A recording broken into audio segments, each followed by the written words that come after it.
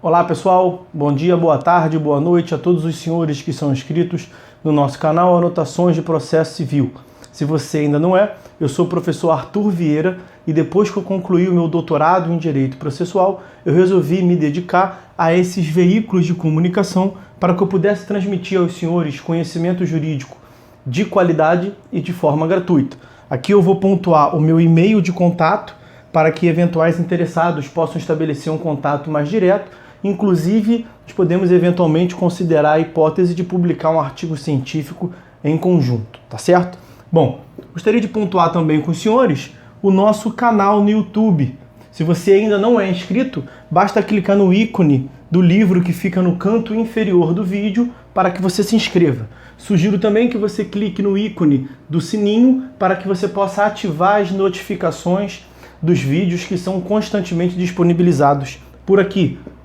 Gostaria de apresentar também aos senhores a nossa plataforma acadêmica, arturvieiracursos.com.br, arturvieiracursos.com.br, onde os senhores encontrarão cursos online de modo gratuito, inclusive com a emissão de certificado válido em todo o território nacional. Tá certo? Então, após a pausa, nós vamos tratar do vídeo de hoje.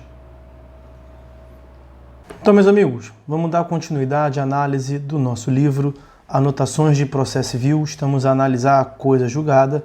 O tópico que nós vamos tratar hoje são os limites subjetivos da coisa julgada. Está na tela aí para os senhores, vamos a ele. Limites subjetivos e garantias constitucionais. A coisa julgada só vincula as partes do processo em qual ela se estabeleceu. É o que dispõe o artigo 506 do CPC.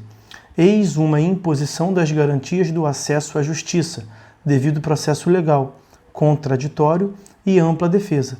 Artigos 5º, incisos 36, 54 e 55 da Constituição Federal. Apenas a parte tem a possibilidade de exercer o direito de ação ou defesa em sua plenitude dentro do processo.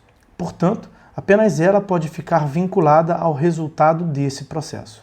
O sujeito torna-se parte quando propõe a demanda ou é citado para o processo. Os sucessores das partes também são atingidos pela coisa julgada. Com a sucessão, são transferidas todas as posições jurídicas relativas ao objeto da sucessão, a título universal ou singular, inclusive as de caráter processual, como é a coisa julgada. Nesse sentido, o sucessor não detém a condição de terceiro. Ele assume as próprias posições materiais e processuais do sucedido, nos limites do objeto da sucessão. Extensão dos efeitos a terceiros. A limitação da coisa julgada às partes não impede que os efeitos da decisão de mérito atinjam terceiros. São fenômenos distintos. Os terceiros serão atingidos pelos efeitos sentenciais na proporção em que se relacionem com o objeto do litígio. Podem ter benefícios ou desvantagens, mas não ficarão impedidos de discutir em demanda própria aquele mesmo objeto processual, na medida em que detenham legitimidade e interesse para tanto.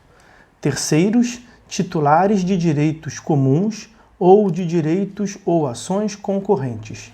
Assim, se um dos vários legitimados para a impugnação de um ato único ou para a defesa de um direito comum obtém sucesso na ação que propôs, o resultado favorável também produz efeito em face dos demais legitimados. Por exemplo, impugnação de deliberação assemblear por um dos vários sócios. Artigo 1º, parágrafo 3º da Lei 12.016 de 2009. Artigos 260, 267, 1314, 1791, parágrafo único do Código Civil de 2002, etc. O efeito da improcedência, manutenção do ato impugnado, ausência de proteção jurisdicional ao direito comum, também atinge os terceiros. Mas eles não estão impedidos pela coisa julgada, imutabilidade, de tornar a propor a mesma ação. Já na primeira hipótese, faltar-lhes-ia interesse de agir, para pedir aquilo que já foi concedido na ação do outro legitimado. Exemplo: um dos 4.000 associados de um clube promove ação pedindo a anulação de deliberação em Assembleia Geral, que dobrou o valor da contribuição mensal. Se ele vence a ação e desconstitui a deliberação assemblear, não apenas ele, mas todos os associados do clube continuarão pagando o valor de mensalidade não majorado. O efeito desconstitutivo da sentença atinge a todos eles, precisamente porque incide sobre um ato que também dizia respeito a todos eles.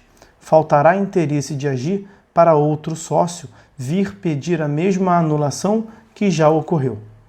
Mas, se aquela ação é julgada improcedente, mantém-se em vigor a deliberação assemblear, também para todos os associados. E qualquer deles que não tenha tomado parte na primeira ação pode tornar a propor ação de invalidação, inclusive com a mesma causa de pedir da ação anterior. A coisa julgada da improcedência da ação anterior não o atingirá, pois não foi parte naquele primeiro processo. Essa extensão dos efeitos a terceiros, conjugada com a não vinculação à coisa julgada, transmite a impressão de que o terceiro poderia beneficiar-se da coisa julgada alheia, noção essa sugerida pelo próprio artigo 506, que afirma que a coisa julgada apenas não pode prejudicar terceiros, sugerindo, portanto, que ela poderia beneficiá-los. Não é propriamente isso como se viu, mas sim a extensão dos efeitos da sentença. A situação ora examinada é completamente distinta daquele que se tem quando diversas pessoas possuem uma pretensão homogênea contra o mesmo sujeito. Por exemplo, inúmeros contribuintes contra o fisco, consumidores contra um fornecedor, pensionistas contra o órgão previdenciário, etc. Nesses casos, trata-se de direitos individuais homogêneos. São posições análogas, mas que não integram uma mesma relação jurídica material unitária. Em tais casos, o sucesso de um dos titulares de pretensão homogênea em sua ação não se estende aos demais titulares da posição análoga. Exemplo: não é porque um dos milhões de contribuintes ganhou uma ação contra o fisco que isso se aplicará automaticamente a todos os demais. A vitória de um consumidor em face do fornecedor em uma ação individual não se estende aos demais, e assim por diante.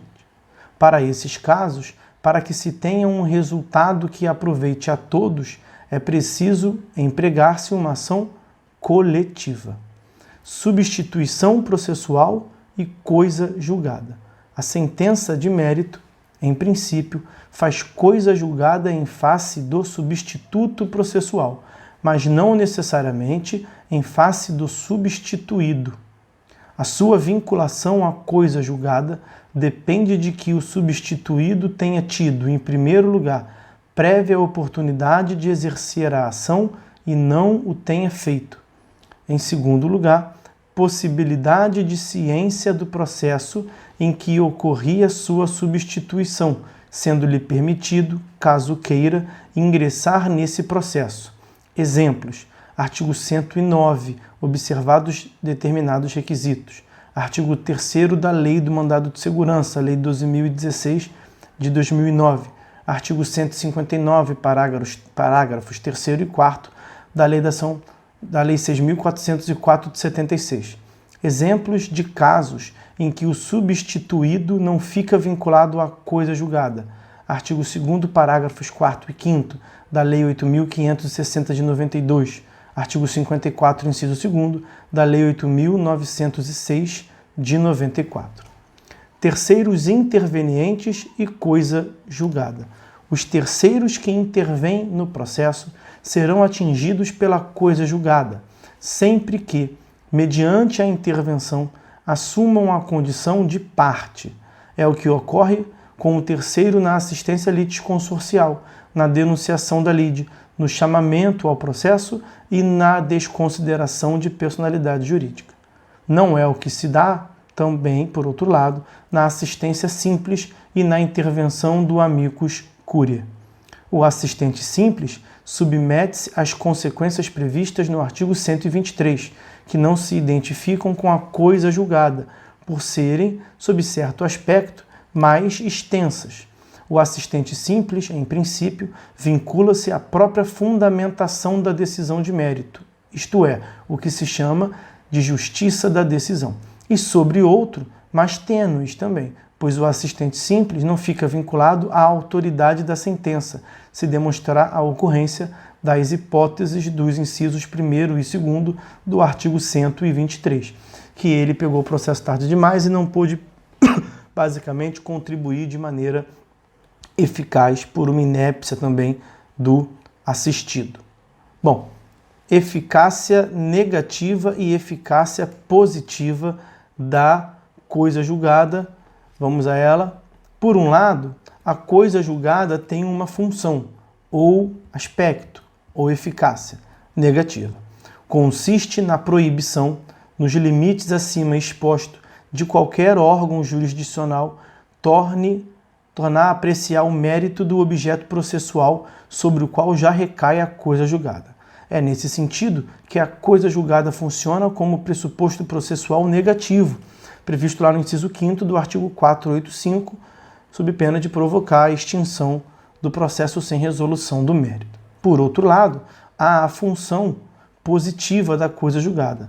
O decisum, o resultado sobre o qual recai a coisa julgada, terá de ser obrigatoriamente seguido por qualquer juiz, ao julgar outro processo entre as partes, cujo resultado dependa logicamente da solução a que se chegou no processo em que já houve coisa julgada material.